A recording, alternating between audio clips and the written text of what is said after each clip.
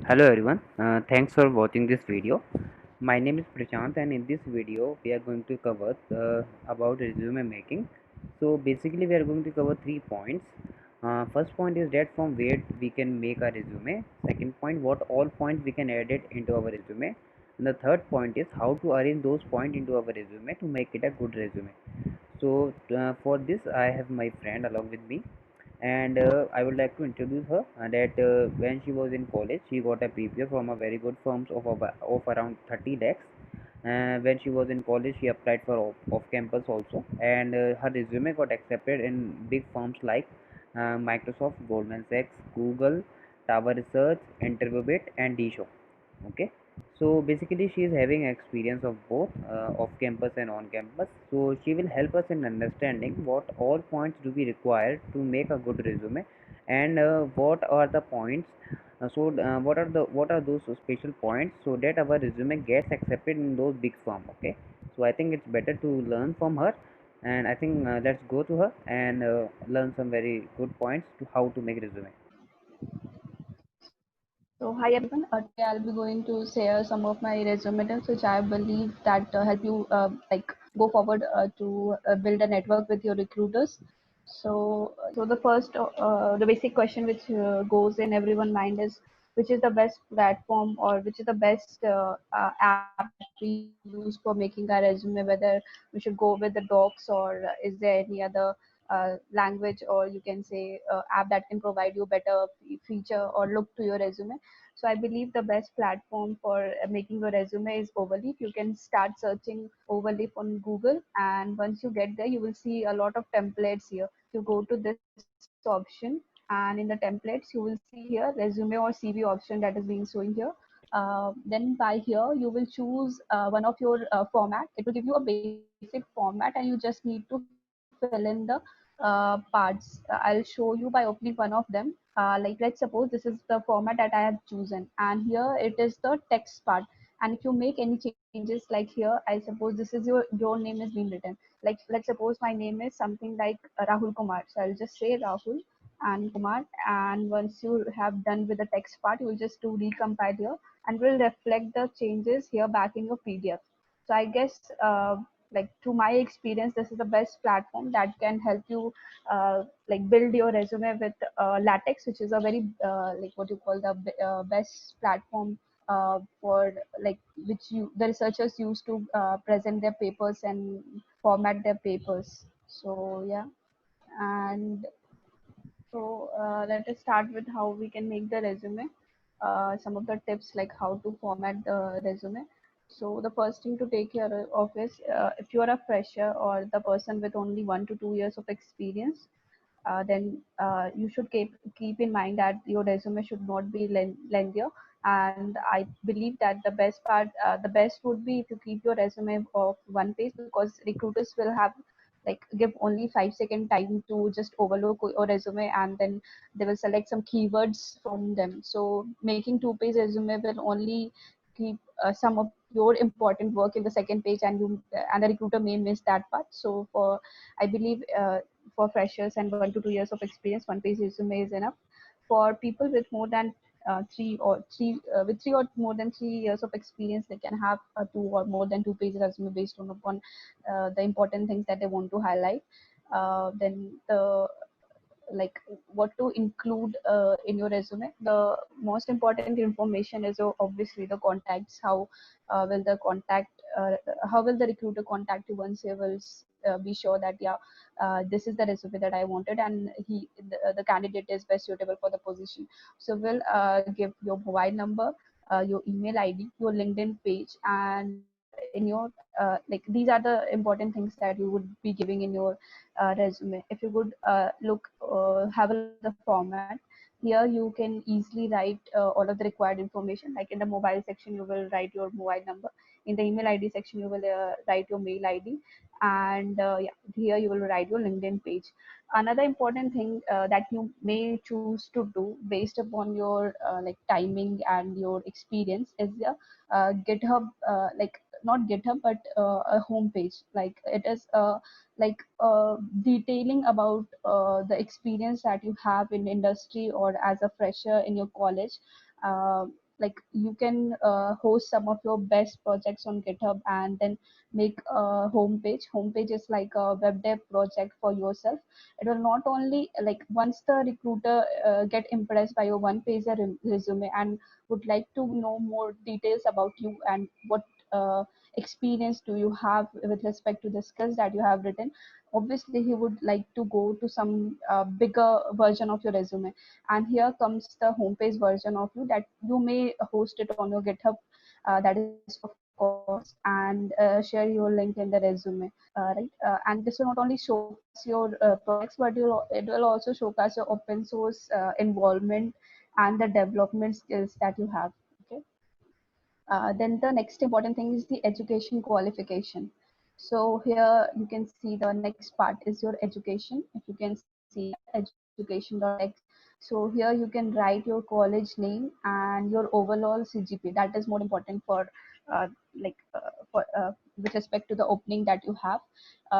They may require your CGPA, and you can also write your like tenure, like from what to what year you will be in your college or you have been in your college. Then you may or may not write your high school details. It is the least important thing which the recruiter would, I guess, consider while choosing you as as a candidate for the job opening they are looking for. Then the second, the another important thing is the skills part. It is very relevant with respect to the job opening that you will be applying, right? So here goes your skill part. And yeah, if you are applying for a technical opening, obviously you will be writing your technical skills, like what all are the languages you've been familiar with, like C, C++, Python, HTML, CSS, SQL, and all. And other than the languages, the frameworks and utilities are also very important, like the Django, Git. Like I myself have done several projects in Django, Git, Keras, Spring framework, MATLAB, Android Studio, and are familiar with these frameworks. And you can also divide this part into two parts. The first is the familiar, like you are experiencing projects and have experience in these frameworks day to day. Or the other part is just like not day to day, but I am familiar with these frameworks. Like I have somewhere worked in my lifetime, but yeah. So you can divide them on the basis of that also.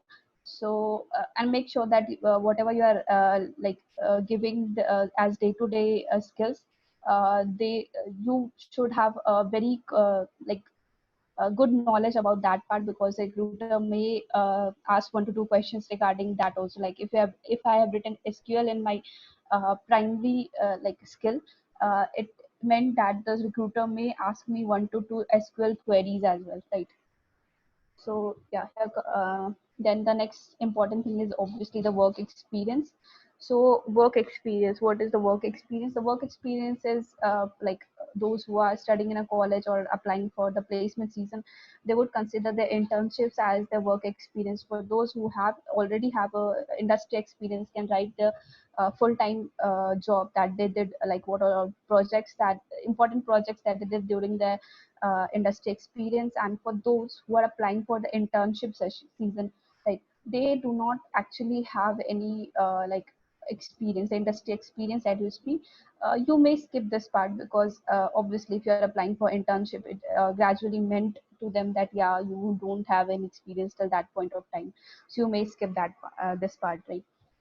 So yeah, here comes the next important thing for those who are applying for internships, and that is the key project part. Because if you do not have a work experience, there should be some projects which would highlight your skill, your leadership experience, and what all the important tech stack that you have touched upon. So for internship, I guess the 2 projects is more than enough. Not more than enough, but is actually required for you. So out of that, one development project is a must. Like all of us know, like in today what happens is all of us get attracted towards the machine learning and artificial intelligence side. But during like applying for internship in firms like Microsoft, Amazon, Google, all of them consider one development project is a must in their resume. Like this highlights what all important like day-to-day tech stacks that you have been familiar with. Like during development project, you come like you get familiar with the like a database and like algorithms and how to like other than that like important technical things that is like ongoing in today's world, like I get familiar with the Spring MVC part, how is the database get connected to the front end that we visualize as a student, so like as a consumer. So yeah, one development project is a must, and keep in mind that whatever project you mention, whatever details about the project you mention, you know more than that, because the recruiter may ask any questions regarding those. And yeah, you may also mention your relevant courses, like whatever courses, if you are a computer science student, you could obviously like mention the relevant courses that you did in your college lifetime. uh, and if you are not a like not a computer science student, then you can mention the courses like you did on Coursera or edX or platforms like such. Yeah. And yeah, then comes the next part, and that is our achievements part. Yeah. So in the achievement section, that is more important if you're applying for companies like Amazon, Google, and Microsoft. They consider like rating on, they consider your involvement on platforms like Codeforces and CodeChef. Uh, that will highlight your resume than other candidate. So if you have achieved some better like some ranks in around 20 to 40 top students, then you should write these as one of your achievements in these coding competitions. Apart from that, you can also mention your achievements in hackathons that you have participated, whether it is a in college hackathon or a hackathon like off campus, you went to some hackathon at some other college, or organized by some other companies. Even if participation is also there, you can mention the hackathon part, right? Apart from that, the position of responsibility that will highlight your leadership experience and your leadership skills. That is actually very important when you would go for some kind of industry experience and things like that. And co-curricular is actually optional, but you, if you have been some kind of like national level basketball player or some things like that, that will also may highlight your resume than other candidates. So you may write these achievements as uh, like in your resume. So, hey, I have a question for you. Let us suppose I have 15 to 20 days. So, what according to you I can learn the skills in those 15 to 20 days so that I can add those skills in my resume? So 15 to 20 days, I guess, is enough for a development project. You can take some kind of a web development project. Either you can build some kind of e-commerce website, or you can even build your own homepage that can add two sections in your resume. Like you can add it as one of your GitHub homepage, and apart from that, you can also mention it as one of the web development project that you. Can you just please show your that skill part? Yeah, sure. Yeah, I have divided it based on various frameworks and utilities that I did. I did on the basis of day-to-day and familiar these categories. Okay, so like from framework and utilities, what is the best framework which I can learn in those 15 to 20 days? Like You can many of us are not from CSE background, so many of us don't do such type of projects. So how can we learn in minimum time so that we can upgrade our resume? 15 to 20 days, you can either choose Django if you're familiar with the Python language for a web development project, or you can choose Spring that is based on Java language, right? And yeah, and you can add these project onto Git. Git is like you can learn Git in around 1 days only. So thanks for your valuable help. I hope you like the video, and I think कि जो आपके so I think most of the questions might have been answered during this session, and if not, so you can ask us in the comment section. And also, what we were thinking is that if you can put your name and college name in the comment section, it will help us in creating more useful videos for you. In the upcoming future, I'm thinking of making more videos on placement questions and interviews. And also I think I will be posting some of the videos regarding some concepts like DSU and dynamic programming, so which I think is quite important for the coming placements. So uh, do like and subscribe. Thanks for watching again.